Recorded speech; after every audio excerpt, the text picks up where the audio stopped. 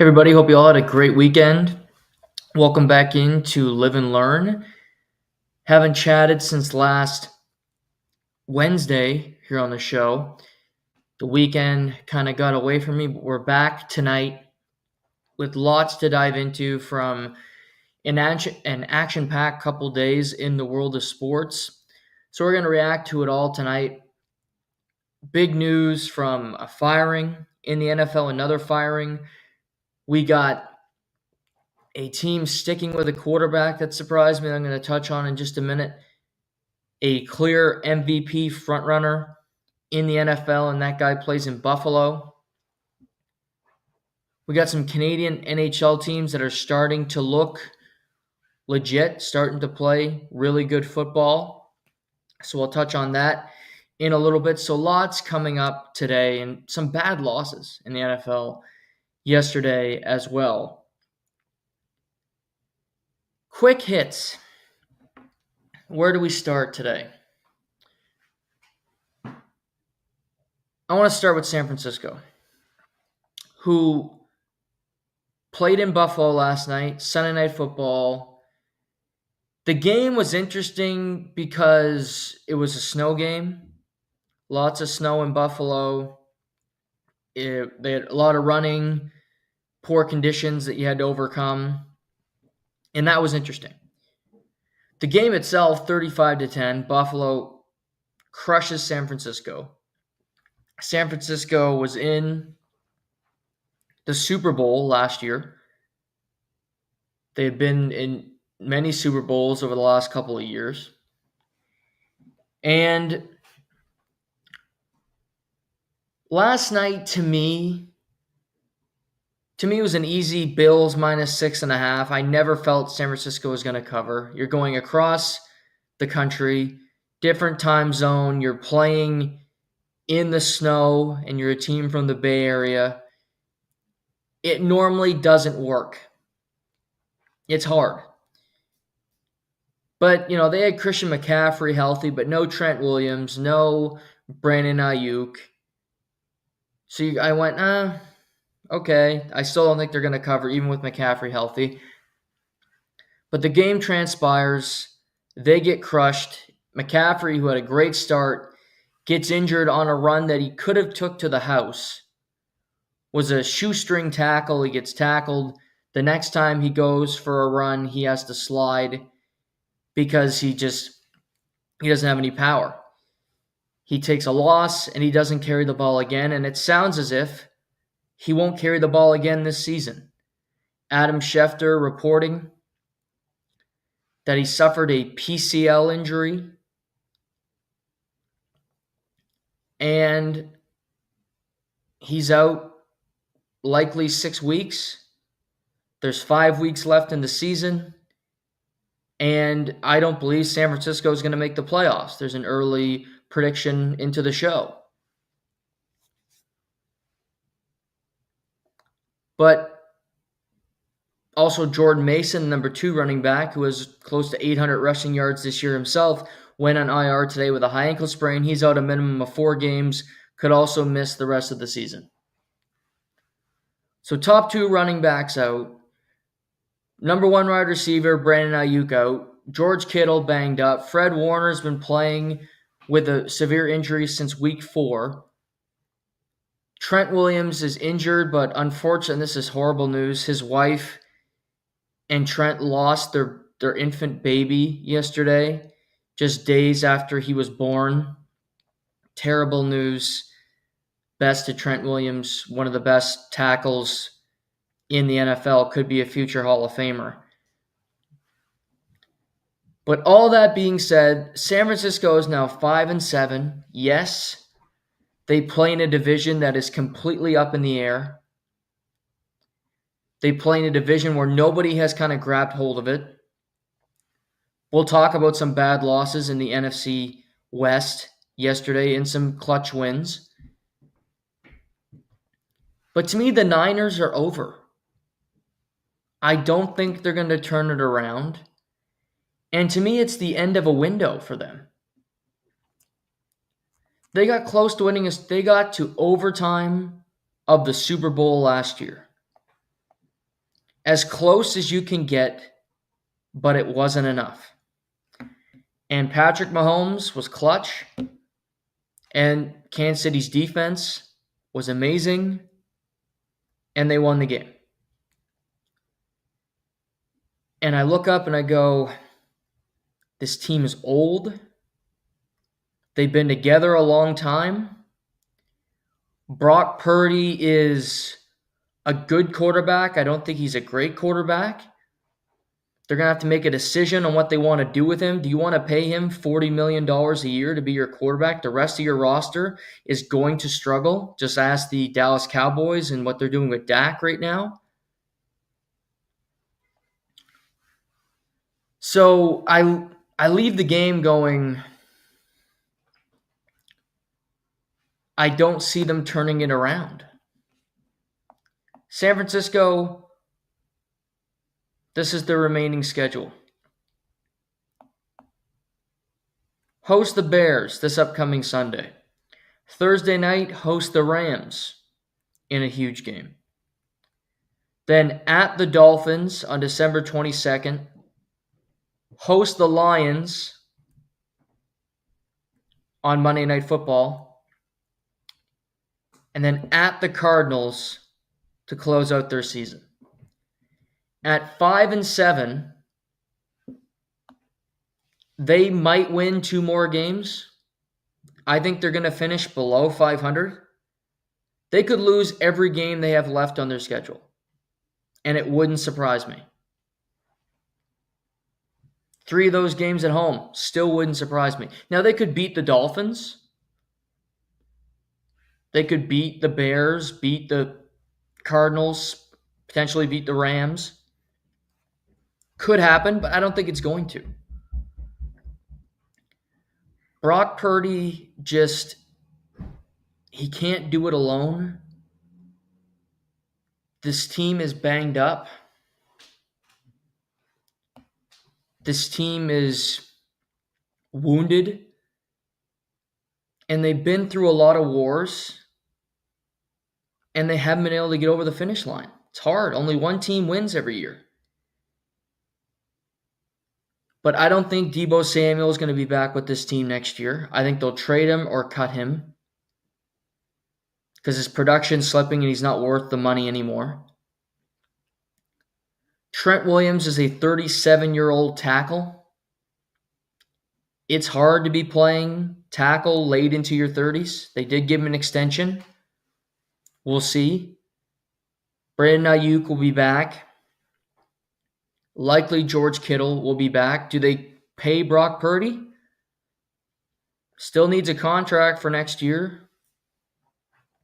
Do they throw the money at him?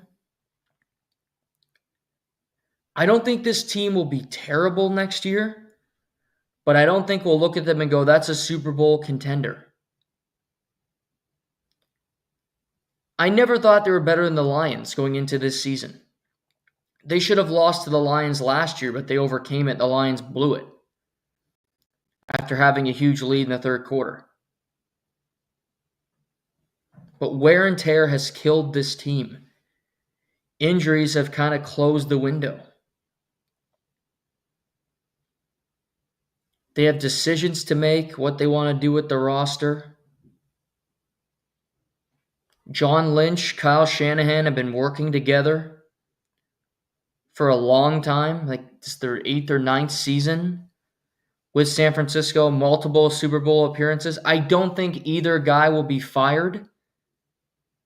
But I've heard John Lynch being interviewed, and he said, I only want to be working with an NFL team if we are in contention to win. It'll be up to him and up to Kyle Shanahan to build a team that can compete for a Super Bowl again. But they've been doing it so routinely, it's extremely difficult for it to continue year after year after year. Teams can do it. Green Bay does it always. They might miss the playoffs one year, but then they'll make the playoffs for the next 5. Kansas City, since getting Patrick Mahomes, have been a perennial playoff team. Obviously, the Tom Brady Patriots Eli Manning with the Colts. We're talking about all-time great quarterbacks. Brock Purdy is not that guy. I think he's good, but I also think he's, a circumstance of his surroundings. He's got all pros everywhere. That helps you. Makes you more confident, makes you play better, makes you look better.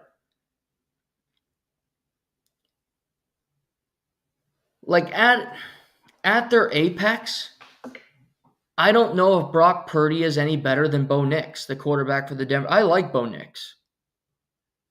I like Bo Nix in college. He struggled to start his NFL career. Looks pretty good right now.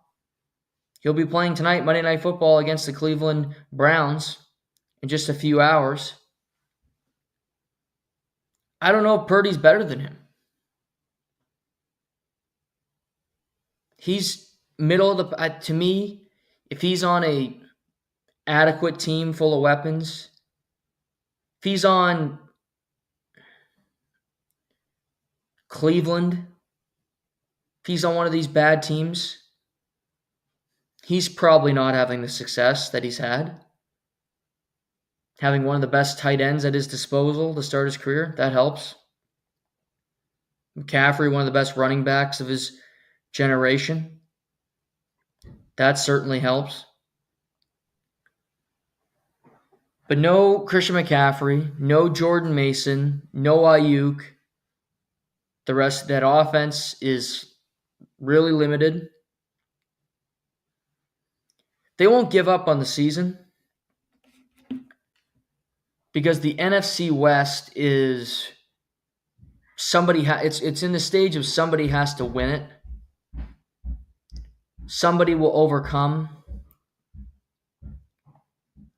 Currently, the Seahawks lead the NFC West with a record of 7-5. They survived against the Jets yesterday. Geno did not play all that well. The Seahawks did not play all that well. But they won. That's the major thing. You have the Cardinals, 6-6, threw away a game to the Minnesota Vikings. Kyler was awful in the second half. They've lost 2 in a row, losing to Seattle, then losing to Minnesota. So they're now 500. Rams, 6-6. They beat the Saints in New Orleans. So still in the mix. Again, they always play games where I go, I expected more from that game. I expected you to look better. I thought you'd be more secure against a Saints team that just, quite frankly, is not very good. A Saints team that's devoid of talent. A Saints team that needs a lot of help.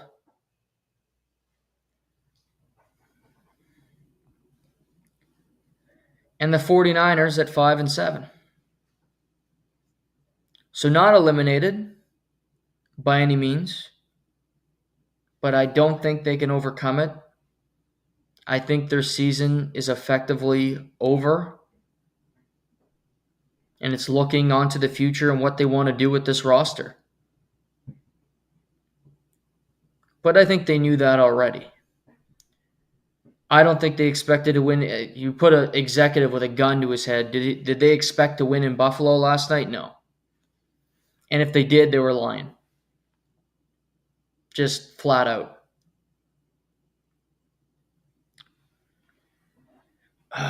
But interesting for sure, the NFC West. I still like the Cardinals. I still do. Now, they're almost a cross-off for me when it comes to gambling. Like the Patriots, I've eliminated the Patriots. They've screwed me so many times. And the Patriots, of course, they covered yesterday, and I didn't gamble on them. I'm sick of the Patriots. Screw them. But they're a cross-off for me when it comes to gambling. The Commanders are kind of a cross-off to me for gambling, just because they're like a box of chocolates. You never know what you're going to get. Could be great, which is what it was yesterday when you're playing the Titans. You get to play against Will Levis, him eating his mayonnaise and that crap, whatever they do down there.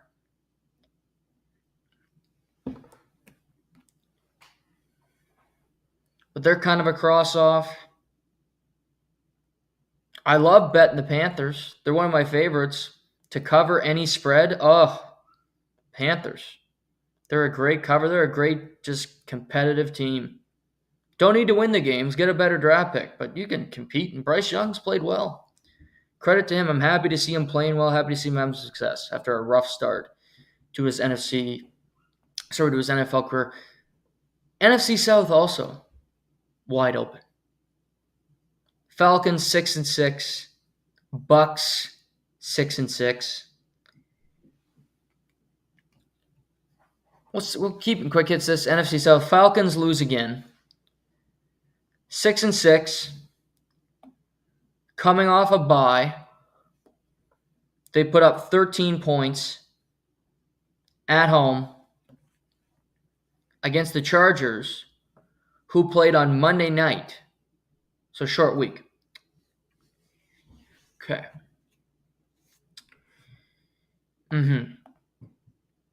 Last 3 games, Kirk Cousins, 0 touchdowns, 6 interceptions. And they've lost to the Saints, they've lost to the Broncos, and they've lost to the Chargers. And they still hold first place in the NFC South because they've beaten Tampa twice, but they are in trouble. The Falcons have to at least consider playing Michael Penix Jr., the 8th overall pick in the 2024 NFL Draft this upcoming weekend. They have to at least consider it. He has played limited garbage time football, but this team got Kirk Cousins because they expected to win a very winnable division, a bad division, and go to the playoffs. And after 13 weeks, you're 6-6. And that's just not good enough. They're trending to be a 500 team. Now, they don't have and schedule's pretty light. At Minnesota this upcoming Sunday. Tough game, but it's in a dome. At the Raiders, very winnable. Host the Giants. At the Commanders. Host Carolina. 3 gimmies on their schedule, and then 2 teams that will be in the playoff hunt just like they are. With the Washington game and at Minnesota. They got Kirk for 3 more years after this one. But he hasn't been good since week 7, week 8. Play continues to dip. Yesterday's game, threw for 245, 4 interceptions. Drake London had 9 catches for 86 yards. Okay. But Darnell Mooney had 3 catches for 20 yards. Kyle Pitts did not have a catch the entire game. Great tight end.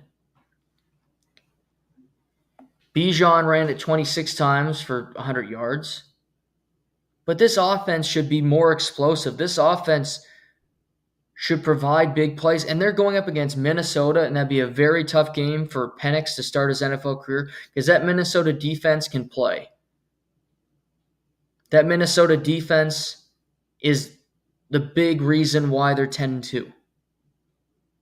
Why they're in the hunt in the toughest division in football, the NFC North. But for the Falcons, they need to win this division. They have to be a playoff team. The Bucks are full of injuries. Baker Mayfield's playing injured. And he guts it out. He plays every week like it's his last game. And you love that about him. And they survived yesterday and got a big win against the Panthers. On the road. Yeah, it's not a tough team, but they found a way to win it. And Baker was clearly not himself. 2 interceptions, got sacked 4 times yesterday, fumbled twice, but they ran the ball for close to 300 yards. Mike Evans had over 100 yards receiving, returning from injury. Big game for him. And Chase McLaughlin was 4 for 5 on field goals. Now, if you look at the Bucs schedule, Raiders, at Chargers, at Cowboys, Carolina, New Orleans. 3 home games, 2 on the road to close out their season. Can they? They got 4 very winnable games there. The Chargers, I like the Chargers, but every game they play seems to be close. Every game they play, they don't seem to have a formula. It's one game, their offense is fantastic. The next game, it's a complete eyesore. So, who the hell knows? These 2 divisions completely wide open. Interesting spreads to gamble on as well for these 2 teams. We'll talk about that more later in the week. But NFC South, NFC West, anybody's game. Falcons should be looking at Penix and seriously consider it, because Kirk Cousins hasn't played well enough just to go, well, we got him for a number of more years, let's play him because he's our veteran. No. That's not this team. It's not a story of, oh, it was so great and we're happy to be in this position. They're paying a lot of money to a lot of guys to be in a playoff spot. And you never know. Tampa squeaked into the playoffs last year. They won a playoff game. They nearly beat Detroit. You get into the tournament, crazier things have happened. Falcons have all the pieces if they got there and they found it to be a threat. We'll see. Before we move off, quick hits. I'm stunned by this today. I'm not stunned that the New York Jets lost again yesterday. Now, I'm kind of shocked that they covered the spread because I didn't think they'd do that. But my biggest surprise is I thought Aaron Rodgers was done. He could be banged up. I don't know. Probably is. Ego more than anything. But I thought we were going to hear Aaron Rodgers is out for the rest of the season. Press release from the Jets. Jeff Ulbrich met with the media today and said they're sticking with Aaron Rodgers despite his struggles. I can't believe it. Texting my mother about sports yesterday. She's watching football. And I say to her, Aaron Rodgers is done as a Jet. His last game. She says, I agree. I can't believe I'm wrong. He's starting next week against Miami. Truly a stone cold stunner to me. At Dolphins, at Jags, Rams, at Bills, Dolphins for the Jets. Best thing for the Jets is they lose all those games. What a colossal, we've been through this, but what a colossal failure of a season. I thought they would get to the AFC Championship game. Boy, was I wrong there. They're going to be picking in the lottery again. They need a new general manager. They need a new head coach. They need a new starting quarterback. Oh, God. Plus, they hired this outside firm to help them make their next general manager pick. And on that committee is Mike Tannenbaum, who used to be the GM of the Jets. So an old GM that you had that wasn't that successful that you fired is now going to help you select the new GM of your team. Makes sense. Makes sense.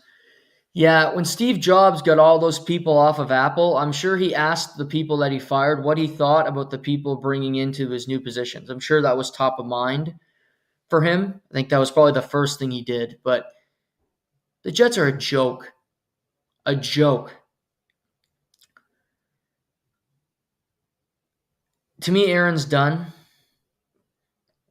He looks like he wants to retire. He looks like he's done, doesn't have that fire for the game anymore. Making rookie mistakes.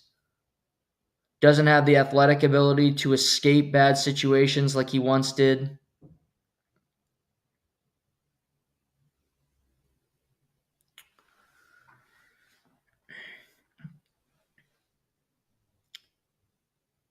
If I'm the Jets, I like Mike Vrabel to be their next head coach. The Jets always want to be spotlight. You want to be interesting. You're in the top of chat rooms, and everybody cares about the New York Football Jets, and they've been a really hot chick at a bar, but she's got a huge cold sore, and nobody wants to go kiss her because they don't want to get the cold sore. That's the New York Jets. That's my comparison. And they need to be boring. They need to be nobody talk about us. We're in the corner. We're reading a book. I think the Jets should hire Mike Vrabel because he had a ton of success in Tennessee and nobody knew about it. And nobody cared and nobody talked about it. But he just had success and people moved on. Now, why he didn't get hired this past offseason is beyond me. Do I think he wants control? Sure, and I understand that. Because he didn't have much in Tennessee and that team just exploded around him and they traded A.J. Brown to the Eagles, which is still a baffling trade. But I like Mike Vrabel for the Jets. Now, does he want to go to the Jets? Whole other story. Bad ownership, no quarterback. Now, the Jetsian thing to do would be to hire Deion Sanders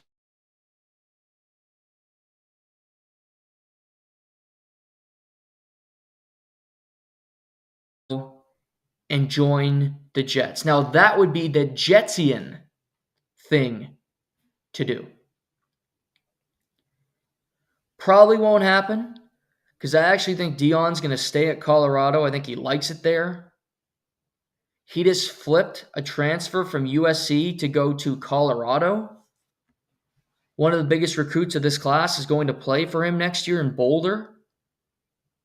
So he's recruiting far beyond because his son's leaving, going to the NFL with or without him. So is Travis Hunter, the two-way likely Heisman Trophy finalist, possible winner. But if the Jetsian thing would be, hey, Deion, come coach. We'll draft your son. We're going to put some really good assistants around you with experience. And let's make it work. Let's have some fun. Again, likely won't happen, but I've seen crazier things with the Jets. They like to major in stupidity. And although I think Aaron should retire, I think Aaron Rodgers plays football next year for another team. Don't know who yet. I just have that gut feeling. I think he plays again next year. He likes Brett Favre too much to not do what Brett did. Brett played for the Jets, and he went and played for Minnesota. Now, he won't be going to Minnesota, but he'll probably find another stupid team that want to take him on. Maybe the Giants can stay in the city, keep his place. I don't think it'll be San Francisco, his hometown team. But I think he'll play in the NFL next year, Aaron Rodgers, for somebody. There's a lot of stupid teams. that would do it, saying, oh, we can turn them around. We got better coaching, this and that. Jacksonville comes to mind. They're stupid. But who knows? The Jets are a joke. But hire Mike Vrabel before somebody else does. So I think like the Bears are an open. I like the Bears job personally. Let's go to headlines. This is part of headlines. Matt Eberflus, former head coach of the Chicago Bears, got fired on Saturday after his Friday after his late game clock management disaster on Thanksgiving, where the Bears rallied, covered the spread, but ultimately lost to the Detroit Lions. They had a timeout. They had all kinds of time. They wasted all that time, and the clock ran, and it was just an excusable thing. The quarterback, Caleb Williams, took too long, yes. But he's a rookie. You had a timeout. It didn't have to go down that way. So I understood the firing. I don't think Eberflus was the coach of the future anyway. I would have fired him after last year because it just felt like this was going to happen all along. They brought him back. And this is something I hate teams do. What teams do with rookie quarterbacks, hire the guy you want to coach them. Don't keep a guy that's already there that you know you're going to fire after a year. Washington didn't do that. They brought in Dan Quinn, and I don't think Dan Quinn's not going to get – even if Washington misses the playoffs, they're not firing Dan Quinn. He's there for a while. I think he's a good coach, and I think they like him in Washington. We've seen this happen, and I just think it delays the progress of the quarterback, changing systems all the time. Eberflus gets fired. Now an opening with the Bears. You got a Bears opening. You got a Jets opening. I think Jacksonville is going to have an opening. So if we go through this, Bears, Jets, Jags, all jobs that I think are going to be available. Cincinnati is a question mark for me, but they're going to miss the playoffs, and they're in a tough spot right now. Good team with a bad record, quarterback with incredible statistics, yet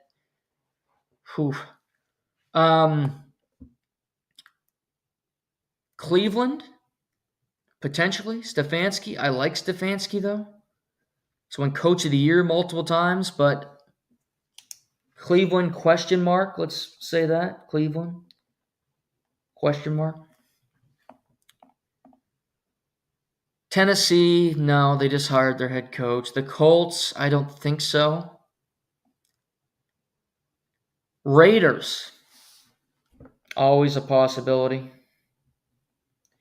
And kind of what I just said, the Raiders are going to draft a quarterback. I would fire Antonio Pierce if I'm drafting a rookie quarterback, and I'm going to hire a coach that's going to coach him. Coach of the future that's going to lead the quarterback. Whoever that quarterback, could be Shador, could be Cam Ward on Miami. Whoever that quarterback might be that you like moving forward, Antonio Pierce, I don't think will be the head coach. That's just the AFC. That's 6 jobs. NFC, Dallas. Jerry Jones can say he's not going to fire Mike McCarthy, but he's going to. The Giants, I'm calling the Mara family. They're a bunch of lying fugazis. Screw them. They're firing. Falcons, no. Bucks, no. Saints, they already did. Forgot about the Saints. They're an opening. Panthers, don't think so. And I don't think anybody from the NFC West. So just going through that, that's 1, 2, 3, 4, 5, 6, 7. That's 9 teams. 9 potential openings this offseason. That's crazy. And I think we'll get all 9. Bears, Jets, Jags, Cincy, Cleveland, Raiders, Dallas, Giants, Saints. I'm confident about all those jobs being available. Cleveland would be my least confident of that, because I don't think they should, but they might. That doesn't mean that they won't, because, again, it's Cleveland. But looking at those, the Bears would be high on that list if I wanted to take a job. Because I think the Bears' ownership is actually fair. They don't fire people unless it's really drastic. Now, they've had a ton of failures, but I think the family, the Hallis family, they hire bad people. They hire just crappy executives to do things, bad GMs, bad head coaches. But I don't think they're a family that meddles. I don't think they're, what they do with the Jets or what Jerry Jones does with the Cowboys.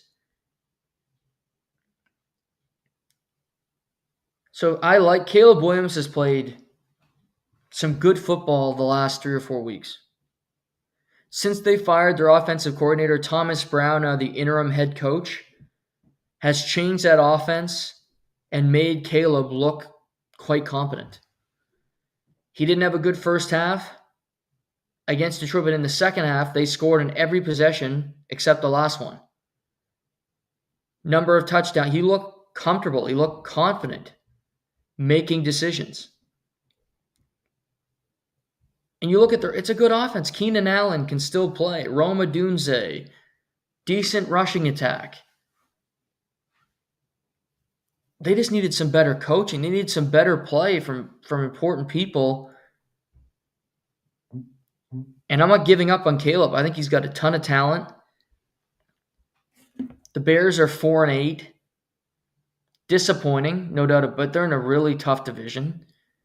They close at San Francisco, at Minnesota, host the Lions, host the Seahawks, at the Packers. That's rough. That's rough. Could lose all those games. Certainly. Could they crawl back to being near 500? Always a possibility. I wouldn't rule that out. Because the team plays hard. I'll give them that. That's something that the Bears do. They compete extremely hard. They don't give up.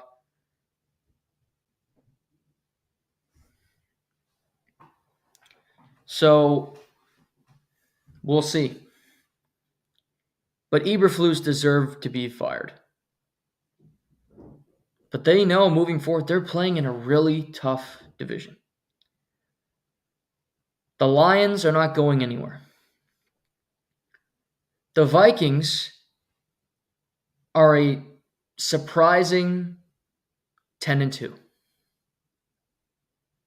10-2 with Sam Darnold at quarterback. And you're a 10-2 team where that quarterback will not be your starting quarterback next year because you drafted J.J. McCarthy to be your quarterback of the future. Sam Darnold was phenomenal in the fourth quarter. He won them that. His movement in the pocket, his decision-making, they were down 2 touchdowns late in the third quarter, and he stayed cool, calm, collected. And they came back, and it was impressive. Winning 23-22, 5th straight win. Darnold yesterday, 21 for 31, 235, 2 touchdowns. Got sacked 5 times, but overcame it. They only ran the ball 15 times the whole game. That's fine. Overcame it. Parker Romo, new kicker, 3 for 4. He was awesome. The defense intercepted Kyler Murray twice.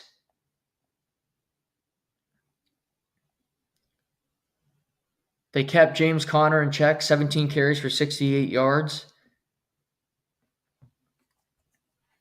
They're 10-2. They're a good team. And I look at the Vikings and I go, yeah, you're a good team. You're good enough to be third in your division. They're second right now. I don't think they're better than the Packers. When the going gets tough, I don't think they're better than the Packers. Now, they beat Green Bay, in Green Bay, earlier this season. I think it was week 4. September 29th, they won in Green Bay 31-29.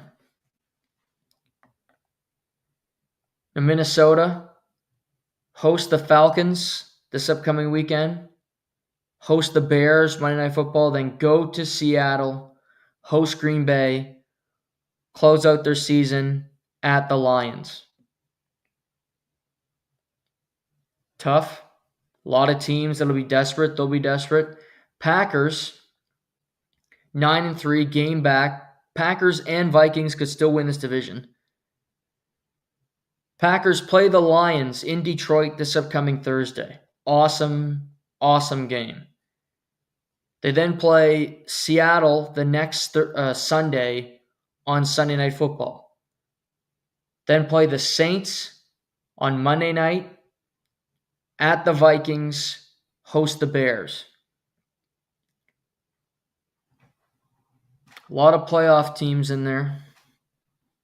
3 division games for everybody left in this division.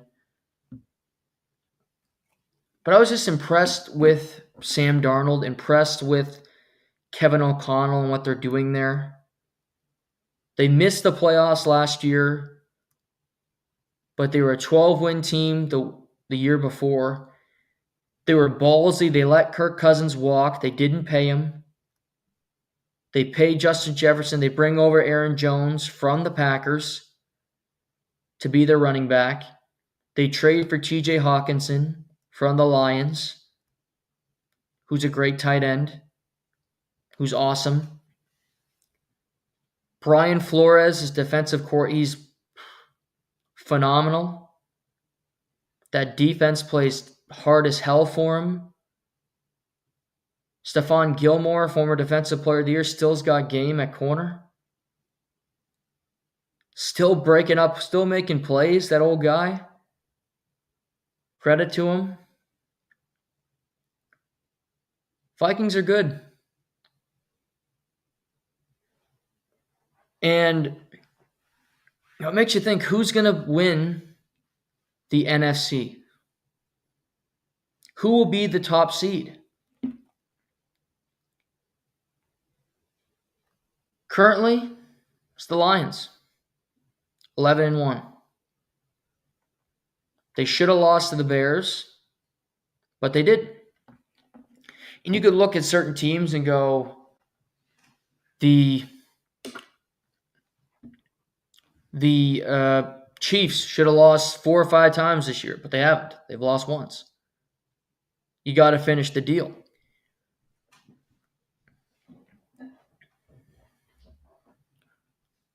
Lions have played really good football. They'll be a favorite, I believe, in every game the rest of the year. And they have games against Packers and the Bills. They'll play the Bills coming off a bye. And I think they'll be the favorite in both of those games. They'll be a favorite against any team in the NFL for me, Detroit. Now, that doesn't mean they're going to win out.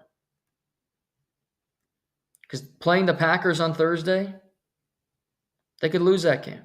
Playing the Bills the week after, absolutely could lose that game. At San Francisco, playing the Vikings in the last game of the year won't be easy. A game that could get tricky, a game that they could absolutely lose.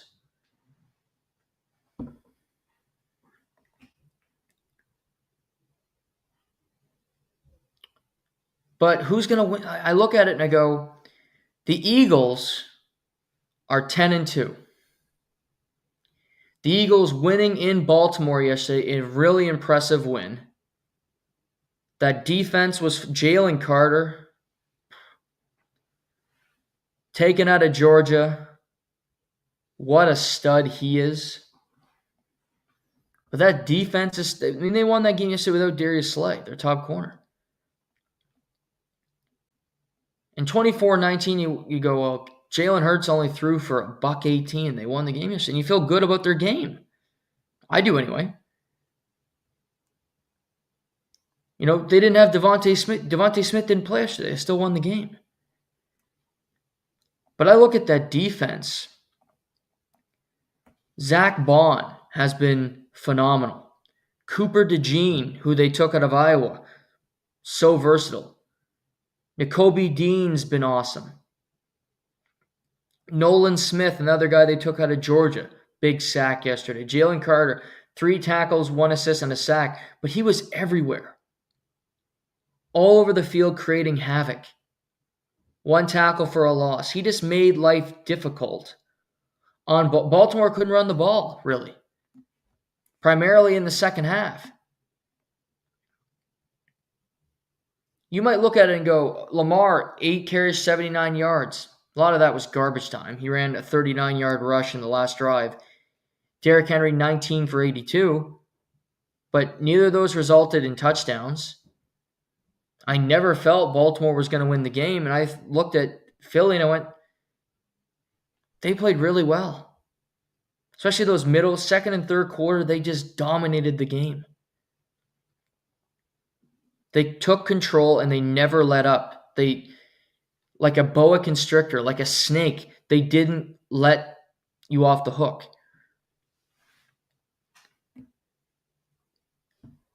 To me, the Eagles are the second best team in the NFC because I still have the Lions number 1. I give them credit for winning a Thanksgiving game against a division rival. It's hard to win. It's really hard to win. And they won. So I give them credit for that. They've beaten Minnesota. They've beaten Green Bay already this year. I give them credit for that. Now, the Eagles, to me, they're threatening. Eagles, rest of the way. Host Carolina, my spread heads, the Panthers. Host the Steelers, tough game, good game. At Washington, division game. Host the Cowboys, and then finish hosting the Giants. Those 3 straight division games to close out their year, but they have 3 teams on their schedule that are under 500 and 3 teams that will not be close to making the playoffs in the Panthers, the Cowboys, and the Giants. So to me, at worst, the Eagles will lose 1 more game, and that game will be to Pittsburgh. But I'm not sure they lose to Pittsburgh at home. Pittsburgh won in Cincinnati yesterday, and Russell Wilson was awesome. Awesome. But Cincinnati's defense is just an eyesore. Terrible. They give up big play after big. They're checked out. They're going to clean house, and they're going to fire the head coach. They're going to fire Lou Anarumo, their defense. Everybody's going. I don't think the Steelers is going to, Russell Wilson's going to do that to this defense in Philadelphia. That's a tough kettle of fish. But you never know. Eagles could win out, absolutely, and be 15-2. That would mean the Lions have to win out and be 15-2, or lose once, be 15-2.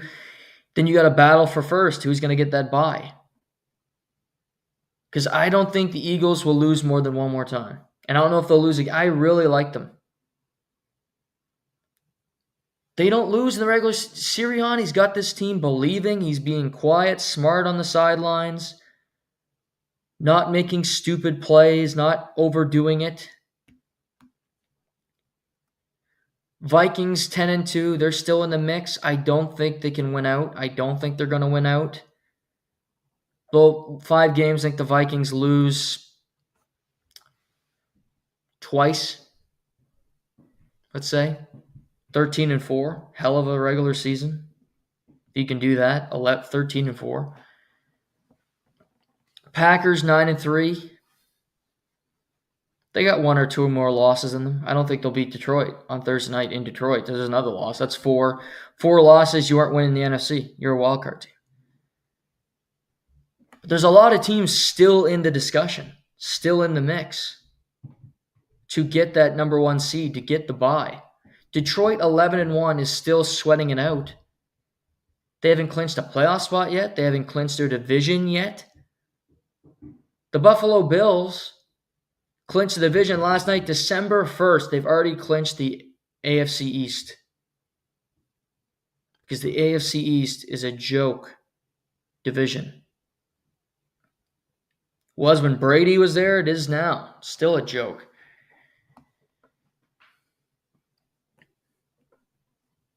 But to me, the Eagles they showed me something yesterday that they hadn't in the past.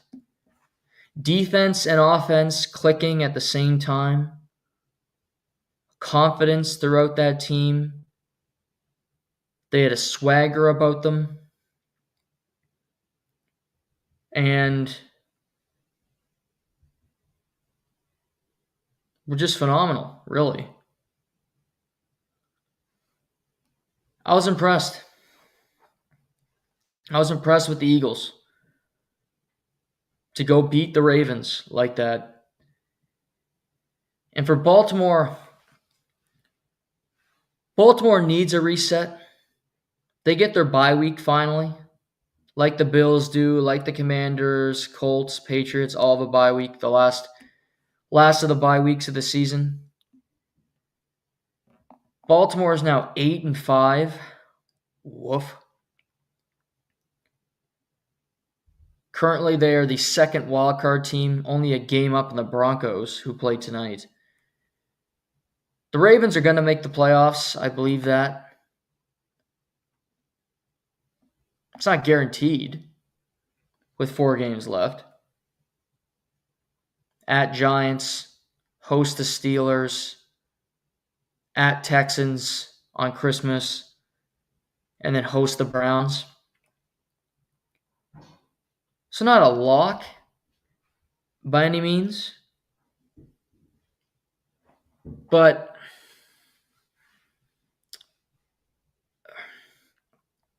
that defense leaves something to be desired. Lamar doesn't like to settle. He likes to go for the big play now, and sometimes it's not there, and it hurts the team.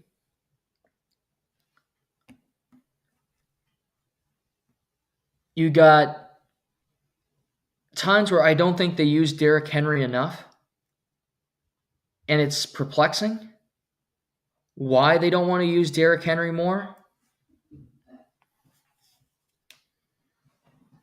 To me, he's one of the best backs. It might not be Saquon Barkley, but he's right there. And they don't want to use him enough in key situations. They don't have him on the field in key situations, which is perplexing. And Justin Tucker, who you had people recognize as the greatest kicker of all time, through percentage, he was right there, he's a walking disaster, to quote Sum 41 right now. This season, let's find Justin Tucker.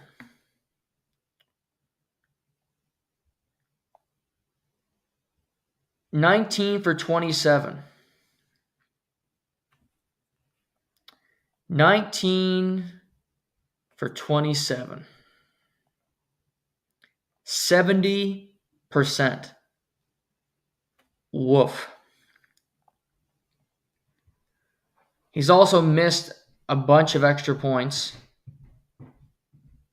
He's missed 2. That might sound, he's missed 2. That's a lot. Extra point should be a gimme every time. And his career prior to this, he was, phenomenal. 32 for 37 last year, 37 for 43, 35 for 37, 26 for 29, 28 for 29, 35 for 39, 34 for 37, 38 for 39, 33 of 40, 29 for 34, 38 for 41, 30 of 33. That's pretty good. It's pretty good. I hate kickers. Not real football players. The Ravens have to consider bringing in another kicker. You got 4 games left, John Harbaugh. You got Lamar Jackson, who's a 2-time MVP and has won jack shit in the playoffs. The Ravens look like a team that could get to the playoffs and lose in the first round to me. That's the vibe they're putting off. They lost to the Steelers 2 weeks ago. I'm not sure they beat the Steelers in a playoff game. That's a team they could meet in the playoffs.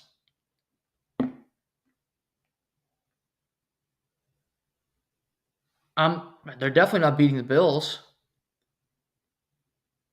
And they beat the Bills. They crushed. They're one of the 2 losses the Bills have this year. The Bills lost because I remember I was in Vegas with my parents.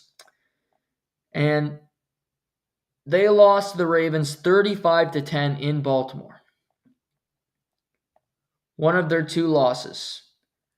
Bills haven't lost a game since October 6th at Houston. It's going to be over 2 months because they have a bye week. 10-2. Baltimore's not beating Buffalo in Buffalo. Baltimore, I don't think, is beating Pittsburgh in Pittsburgh. They've already lost to Kansas City in Kansas City week 1. I just look at the matchups and I go, I don't know. They're just missing something. And they should be better, and they're not. Derrick Henry, Lamar Jackson, Zay Flowers, Mark Andrews, Kyle Hamilton, Marlon Humphrey. Sure, the pass rush isn't as good as it has been in years past. But to have 5 losses after 13 games for Baltimore is absolutely a letdown. Absolutely a disappointment.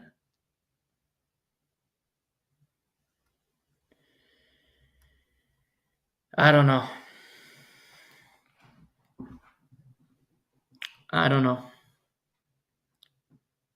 Be interesting to see because to me, they are leaking confidence, and they absolutely could be a one-and-done team in the playoffs. Absolutely. Couple more football items. We'll touch on some hockey towards the tail end of the podcast. MVP was a discussion, talking point every week. It's really become a moot point because to me the MVP is obvious. It's Josh Allen of the Buffalo Bills. He's been the best player in the league. His play has improved quite a bit from last year. His team is 10-2. I believe the Buffalo Bills will finish with the best record in the AFC. They'll have that number 1 seed over Kansas City. Prediction. Josh Allen's minus 280 on FanDuel to win the award right now. Saquon Barkley, second place at plus 500, which he should be. Saquon played well last night against Baltimore. Ran for over 100, had another touchdown, close to 1,500 rushing yards on the season. Likely going to get to 2,000, might pass Eric Dickerson's record. All fantastic, all incredible achievements. But Josh Allen's the quarterback. You get more respect for that position. He had a receiving touchdown last night. He's doing a lot. Now, that doesn't mean he's going to win the Super Bowl. Doesn't mean the Bills will. But it's a regular season award. It's irrelevant what you've done in the playoffs in the past. What that history is. That's always been a stupid thing. Oh, you haven't won the playoffs before. You can't win regular season MVP. Yes, you can. They're different. That's what separates the two.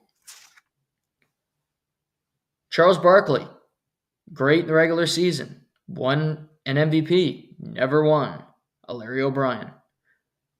LeBron, Michael, both should have more MVPs. But they also won championship and they won finals MVPs. So there's a difference there. But But Josh Allen is head and shoulders the best right now. 4 games remaining. He's also got some tough tests. They get to play Detroit in a kind of statement game where you could put your emphasis on the MVP award and you're at Detroit. You go in and win that game. That's impressive.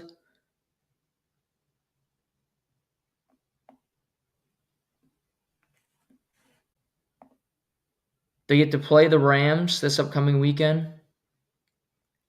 At Los Angeles, at Lions. They close Patriots, Jets, Patriots. The Bills, that Lions game's the difficult one. I can't see another loss because their final 3 games are against teams that are just non-competitive. But to me, I think it's a safe bet. Lock it in, Josh Allen to win MVP. I would bet it on FanDuel right now because I don't think that's going to change. That Lions game could be the statement, could be the difference between the Bills win or losing the AFC, getting that number 1 seed, getting home field advantage. But it's a race for second. Lamar's in third at plus 850. I'm not seeing it for him. Not really in the mix for me. Jared Goff plus 1,500. Didn't play all that well on Thursday. Didn't play very well in a win against Houston. So he's not in the mix. Jordan Love. Jordan Love is the reason that Green Bay nearly loses games more than they win them. He likes to give the ball to the other team, make games interesting. He's not in the mix. Mahomes not in the mix. Jalen Hurts, no, because I just think their team's really good more than him. Herbert, please.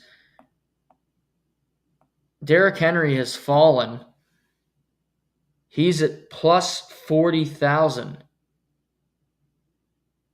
Was higher up at one point. Has fallen off.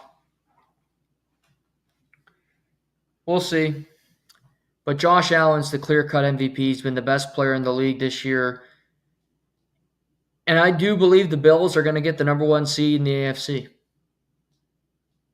I see one more loss, but I do think they could beat Detroit in Detroit. Tough game, but they could absolutely find a way to do it. They are that good. Now, they'd have to be better than Kansas City. Kansas City escaped against Vegas because of a bad snap. They recovered a fumble. They escaped with a victory at home against Vegas. As 13-point favorites, Vegas covered the spread like we all knew they would. But the big question, are the Chiefs frauds? Well,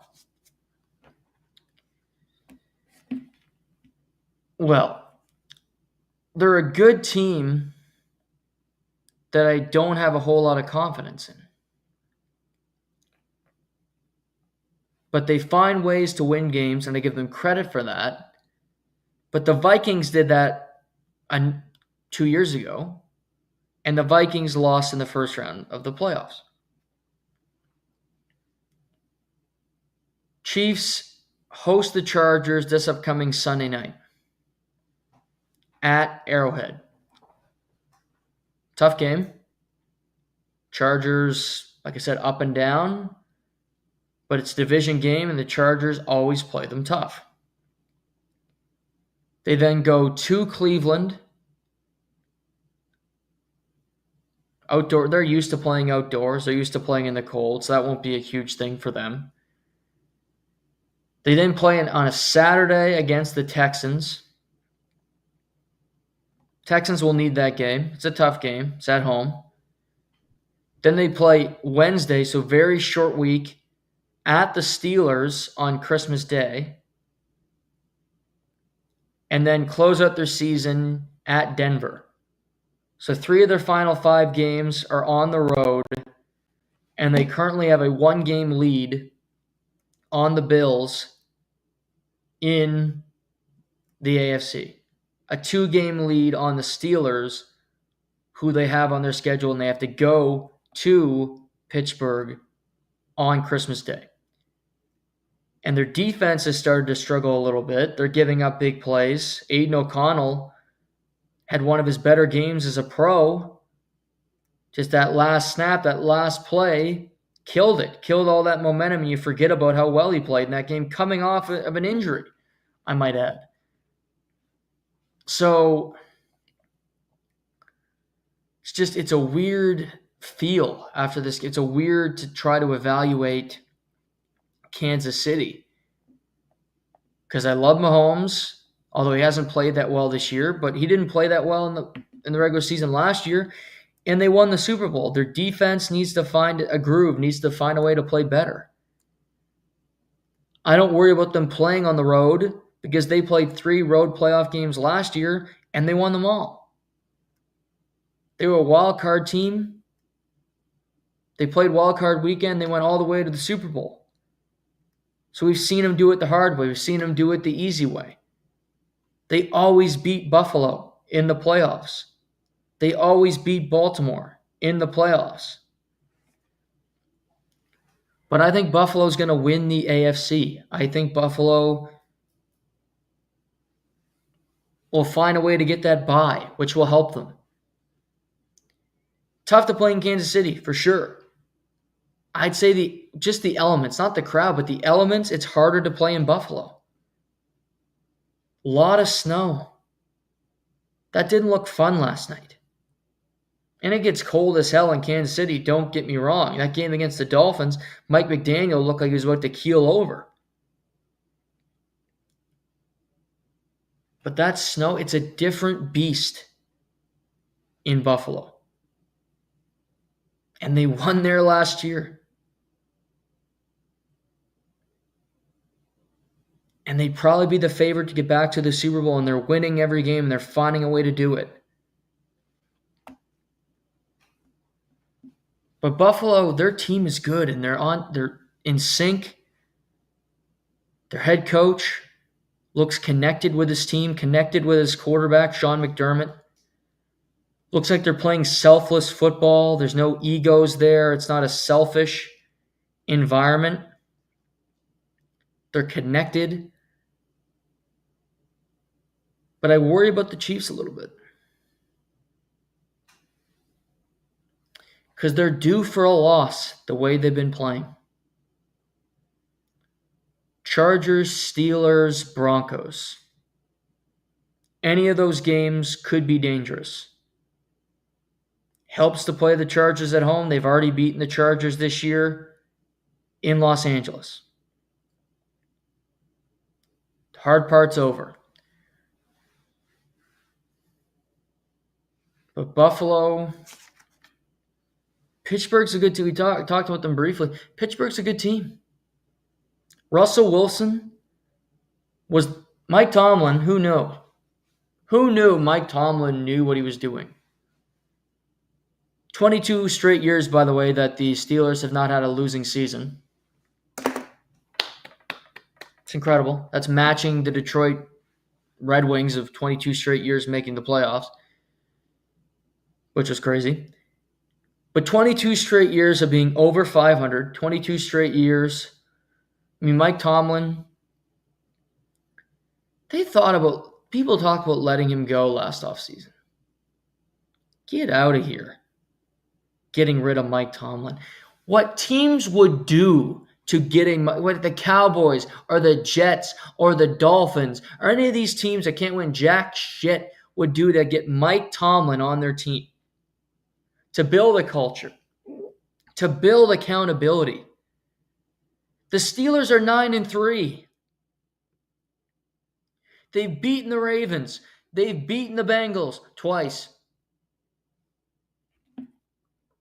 They've beaten good teams, the Steelers, this year. It's crazy. Beat the Broncos, playoff team. Beat the Chargers, playoff team. Beat the Falcons, playoff team. One of their losses to the Cowboys. God, crazy. Beat the Commanders, playoff team. Steelers left versus Cleveland, rematch, looking to get some revenge at home, at Philly, at Baltimore, Kansas City, Cincinnati. That's tough. That's tough. But they built a base, and they're going to be a playoff team. They already have 9 wins. Take care of Cleveland. That's got to be a win. Play Cincinnati again, last game of the year. Cincinnati, I don't even know if they'll play Joe Burrow in that game. Rest them up for next year. Don't get injury, possibly. Because they're not going anywhere. Their coach could be fired by then, for all we know. They could pull off an upset against, they could win in Baltimore. They could win hosting Kansas City. Wouldn't shock. They're a good team. TJ Watt's a beast. George Pickens, Pat Freiermuth, tight end. Love him. Touchdown machine. It's a good NFL week. We got some good games next weekend. Let's look quickly without seeing the spreads, because I like to be surprised at looking at the spreads. Let's see here. The spreads. Falcons, Vikings, Jags, Titans, Raiders, Bucks, Browns, Steelers, Seahawks, Cardinals, fun game. Bills, Rams, Chargers, Chiefs, Sunday Night Football. We'll talk lines on Thursday.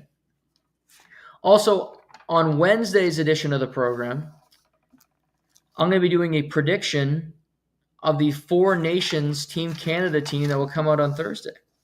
I will give you my roster. I did that exercise over the weekend. It was fun. And we'll compare it on Thursday to see how much I got right. Well, see how much they got wrong, really. I mean, they should pick everybody I picked, but they'll have a few guys that I don't have because, I'd want to build a winning team for this fugazi-ass event. But yeah, we'll talk about that list on Wednesday's edition of the program. Okay. All right. Let's talk some hockey before we close the show. Leafs crush the Ning over the weekend. Big win for the Maple Leafs after they get crushed by the Panthers. Austin Matthews returned, had a couple of assists. He played okay. Looked a little slow, but that's about right. He missed 10 games. He'll be better. He'll be better every game. Matthews and Marner still on different lines. Thank you, Craig Berube. Thank you for listening, to being smart, intelligent for once. Just kidding. I like Craig, but can't help it. Leafs like to do stupid stuff. Now, overall, Jake McCabe gets hurt. He's out tonight. Philip Myers, New Brunswick native, draws in. Good for Phil. But Toronto's 14-7-2. They're leading the Atlantic. Very good team. Joseph Wall, Anthony Stolarz, both giving them good goaltending. They have a lot of games in December. If you look this month, 1, 2, 3, 4, 5, 6, 7, 8, 9, 10, 11, 12, 13, 15 games in December for the Maple Leafs after a light November. They play a back-to-back pretty much every weekend. Yeah, they do. Every weekend of the month of December, they have a back-to-back. This week, they host the Blackhawks tonight, prime Monday Night Hockey. Might skip that one. Host the Predators on Wednesday. Host the Capitals Friday at Pittsburgh on Saturday. So 4 games this week. Likely both netminders play twice. I think the Leafs want Joseph Wall to be their number 1 because they gave him that contract. They kind of want to pigeonhole him in there, which is fine. But I mean, Stolarz has kind of earned and deserved it. But sure, give it to him. Saturday night's game was kind of it's a weird game. Joe Wall was really good in one period. Nyes had a pair of points in his first game back. Tanev had 2 points. Nick Robertson scored a goal. Holy fuck, what a development that was. Might write an article about it, or I won't. Who knows? But it was a game. College football is really good on Saturday. I gotta tell you.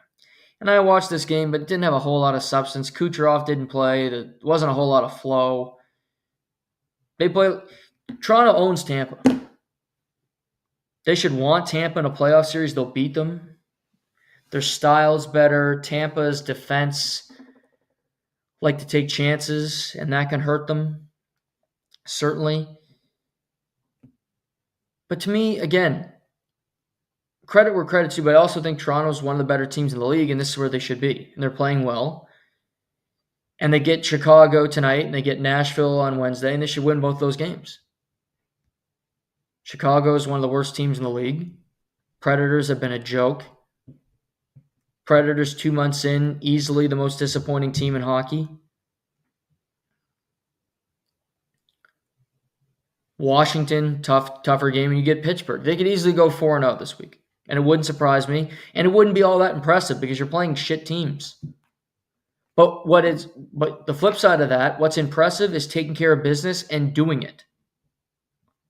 Because on paper, it's one thing. If you go out and do it, whole other thing. Trap game in there for sure. Tonight's against Chicago. Trap game. Don't let them do it to you. You're a lot better. But no Jake McCabe, precautionary reasons. He's out tonight. Matthews, Nyes back. Domi, Pacioretty were both on the ice. So both guys could return imminently. Which likely means a trade's coming and old Nicky Robertson could be out of town by New Year's. Which probably wouldn't be the worst thing for him or the Leafs. Because in my opinion, he brings very little to the table. Little being the operative word there with Nick Robertson. Oilers beat Utah, then beat Colorado, on Saturday night. Back-to-back wins after multiple days off. I liked Saturday's game because they got from production from guys that aren't superstars. Kasperi Kapanen scored in his first game with the Oilers. Vasily Podkolzin, who's only got 3 goals, but I think he's played really well for them. But this is the Oilers catching up. Really bad hockey for a month and change. 13-9-2. It's time for them to start creeping up the Pacific Division standings. They did it last year. They could absolutely win their division. Absolutely do it. Will it be difficult? Sure, but currently they are, 5 points back of Vegas with a game in hand. They play in Vegas tomorrow night, heavyweight tilt. They're tied with the Flames, a point back of the Vancouver Canucks, 3 back of the Los Angeles Kings. Stuart Skinner needs to make saves. He played well on Saturday. But they've added forwards. They've kind of played around the edges, played around the waiver wire. They need a trade for a defenseman sooner rather than later. They're not a team that I think should wait till the trade deadline. If there's a guy available, do it. They miss Philip Broberg. He's in St. Louis and he's playing good hockey. They miss him. They didn't match. They should have matched like I told them to do it. They miss Cody Ceci to a lesser extent, but they do because he 8 minutes and you knew what he was going to give you.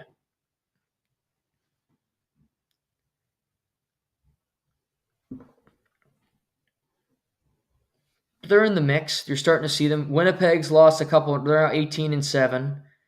Minnesota has caught them in the Central.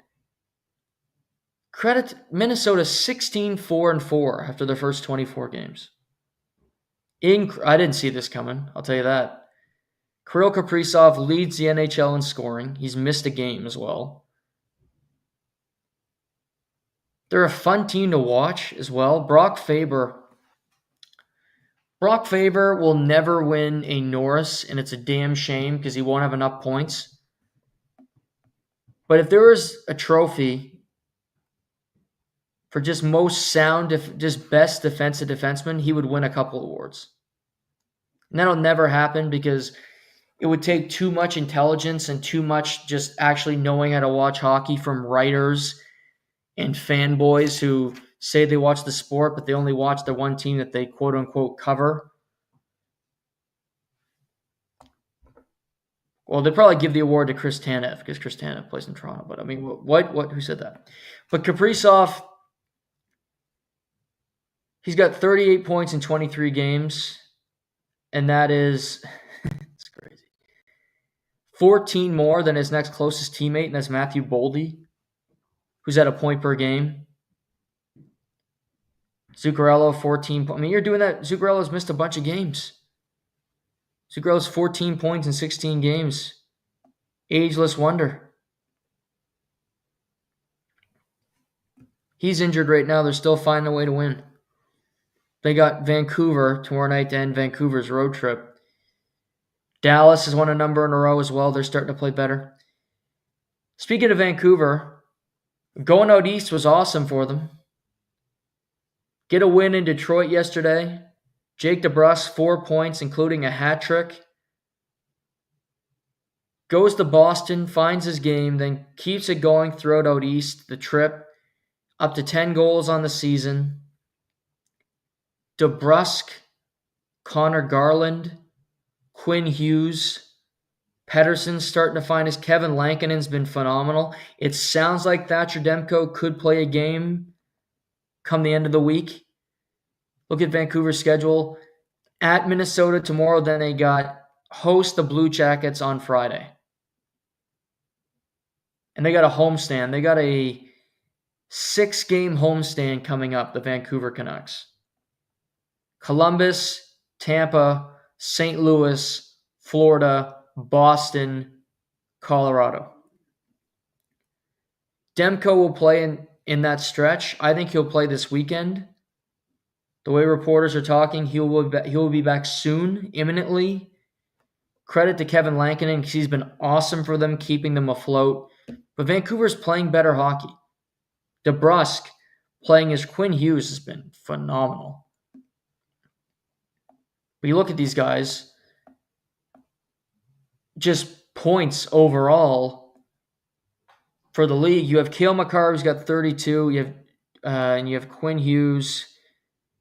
Where's Quinn on this list? Quinn's got 28 for defense.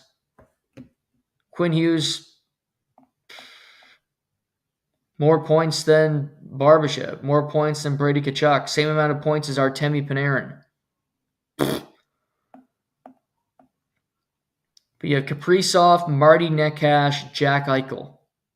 What a list. McKinnon, then Dylan Strome, and Sam Reinhart. That's craziness. Crazy. It's awesome, though. Good to see some fresh names on there playing really good hockey for their respective teams. Sam Reinhart leads the league in goals with 18. You have Draisaitl at 17, Cole Caulfield and Braden Point with 16. Tonight, 3 games of the league. Devils, Rangers. Devils have a 2-0 lead on the Rangers. Rangers have lost 5 of their last 6. They're struggling, and they're going to pull a Boston. They continue to struggle. It will be Peter Laviolette, unfortunately, because that's what teams do. If they can't pull off a trade because it's too difficult, I think that's the route they're going to go. They're down 2-0 in the first period. Jesper Bratt buried his 12th. Dawson Mercer buries his 6th. I like the Devils. They're certainly better than the Rangers, but the Devils playing good hockey as well. Blackhawks, Maple Leafs tonight. Dallas in Utah. But tomorrow you got Red Wings, Bruins, Panthers, Penguins, Canucks, Wild. I'll be watching that one. Blues in Winnipeg, Edmonton, and Vegas. So some fun games. We'll recap them on Wednesday's edition of the program. As I mentioned, I'll also discuss My Four Nations face-off team of Team Canada, my predictions of the team. Then on Thursday, we'll react to the actual team and how many I got right, how many I got wrong in real time.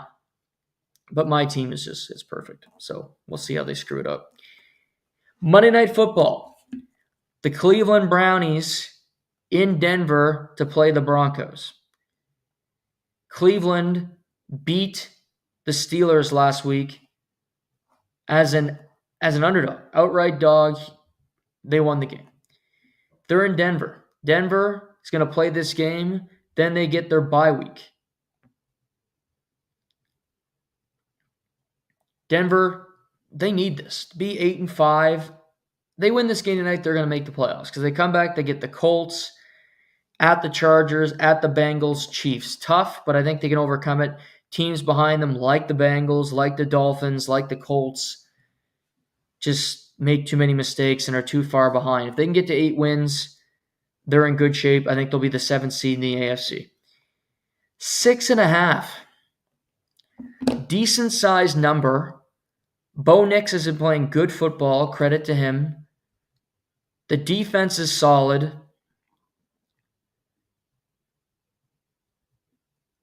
Cleveland just covered and just won a game outright, but they were at home. I like the Broncos. This game scares the hell out of me, however.